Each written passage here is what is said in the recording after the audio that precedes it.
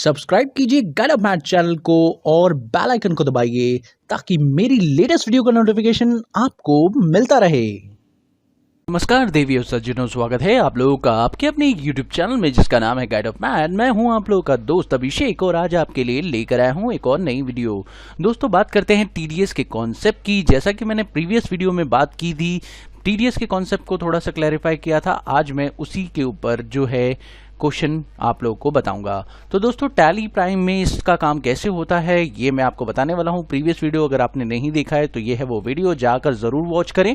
और चलिए दोस्तों, शुरू करते हैं इस वीडियो को और आपको सिखाते हैं कैसे करते हैं TDS का काम। तो दोस्तों, TDS का काम करने के लिए सबसे पहले तो आपको एक छोटा सा ट्रिक करना होगा, F11।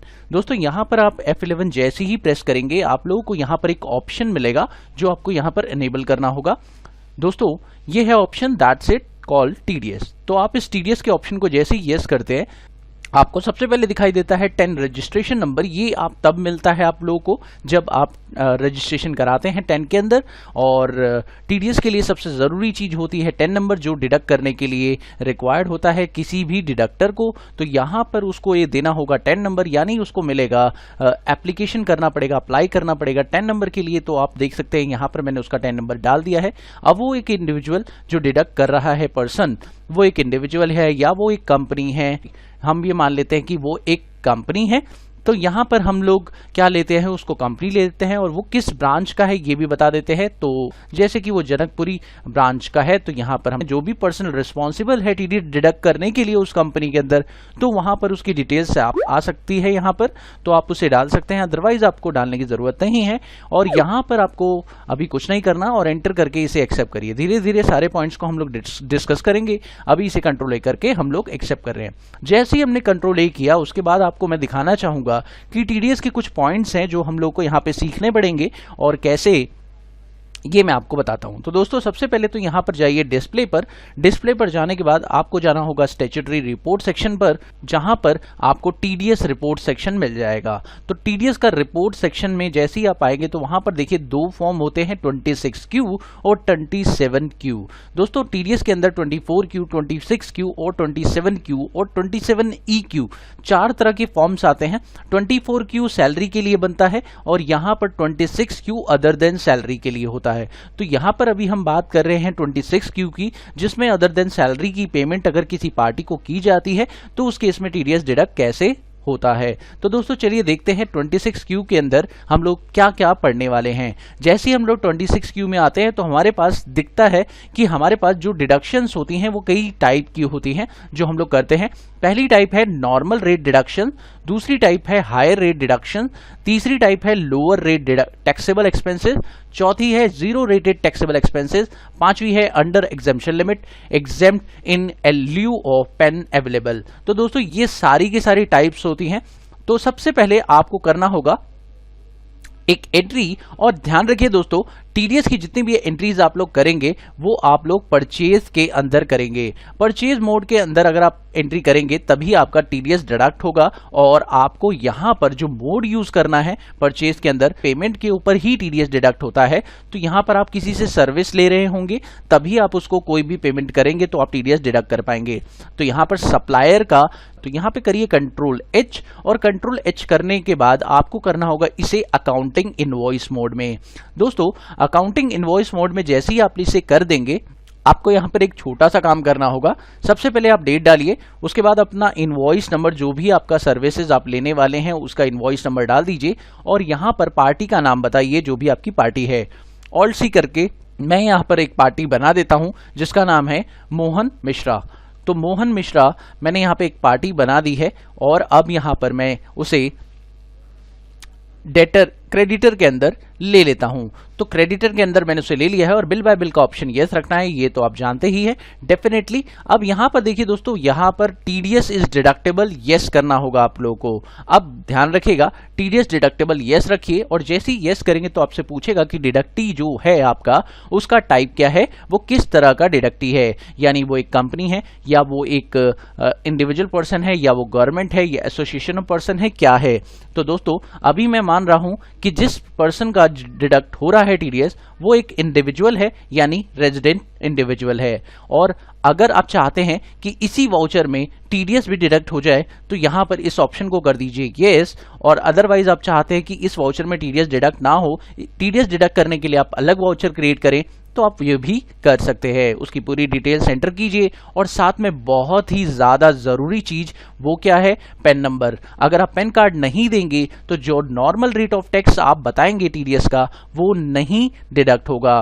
तो बात ध्यान से समझ लीजिएगा, pan number is very important for TDS deduction. अब दोस्तों यहाँ पर पैन नंबर डालते समय आप ये ध्यान रखिएगा कि जब भी आप पैन नंबर एंटर कर रहे हैं तो इसका 4th लेटर आपके जो एसएससी जो डिडक्टी है उसकी पहचान है। यानी कि अगर आपने इंडिविजुअल लिया है तो ये पी होगा, अगर आपने कंपनी लिया है तो ये सी होगा, अगर आपने फर्म लिया है तो ये एफ होगा। इस तरीके से यहाँ पर स्पेसिफाई करना है। एंटर करते ही आपका ये जो लेजर है ये क्रिएट हो जाएगा।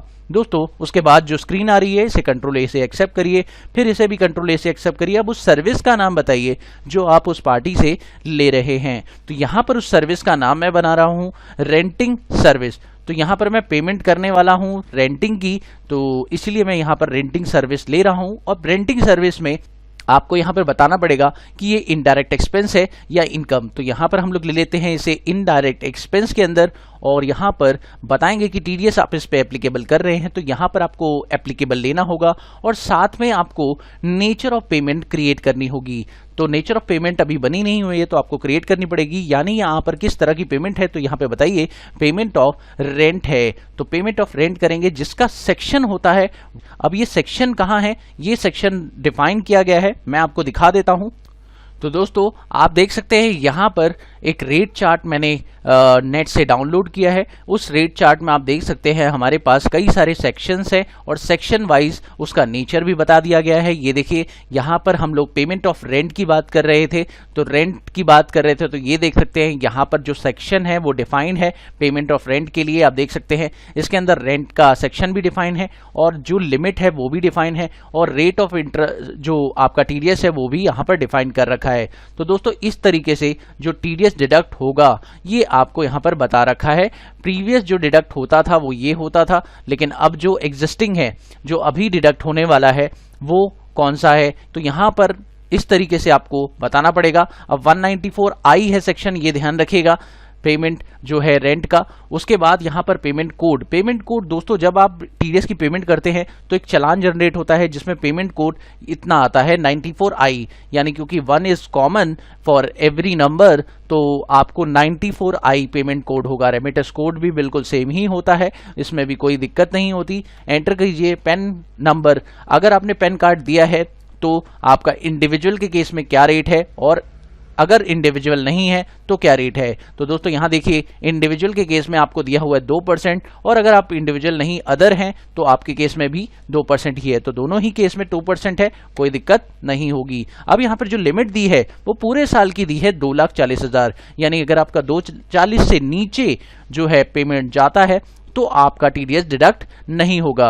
तो एंटर करते हैं और एक्सेप्ट करते हैं। और दोस्तों इस तरह से एक्सेप्ट करने के बाद अब यहाँ पर बताएंगे कि जो पेमेंट आपने की है वो कितने की है। मान लीजिए यहाँ पे 282,000 की जो पेमेंट है आपने की है। उसके बाद यहाँ पर आप ऑल्ट सी करके बनाएंगे टीडीएस ऑन रेंट का लेजर, जिसको हम ड्यूटीज एंड टैक्सेस के अंदर, और यहाँ पर टीडीएस लेने के बाद हम लोग पेमेंट ऑफ रेंट ले लेंगे। और जैसे ही आप पेमेंट ऑफ रेंट लेंगे उसके बाद आप देख सकते हैं यहाँ पर जो टीडीएस है वो उस रेट से डिडक्ट हो गया जिस रेट से आपने उसमें सेट किया था।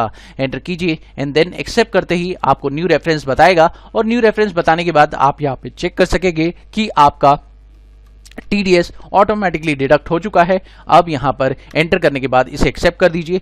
दोस्तों अब एक बार चलते हैं आपका उसी जगह पर जहां पर आपको चेक करना होगा कि टीडीएस का जो सेक्शन है वो क्या है। एक बार चलते हैं वहीं पर। तो इसके लिए आपको यहीं से क्या करना होगा, यहीं से करिए ऑल्ट जी करके यहाँ पर टीडीएस की रिपोर्ट सेक्शन पर जब आप जाएंगे तो वहाँ पर आपको 26Q मिल जाएगा। आप देखिए फॉर्म 26Q में मैं आ चुका हूँ, और आप देख सकते हैं यहाँ पर डिडक्शन एट नॉर्मल रेट में ये जो चीज़ है वो दिखाई दे रही है, और आपको ये प्रॉपर तरीके से समझ में आ चुका है। तो दोस्तों जो भी आप नॉर्मल रेट से डिडक्शन करेंगे वो सारी की सारी यहाँ पर मेंशन होगी और आपको ये प्रॉपर तरीके से यहाँ दिखाई देगी।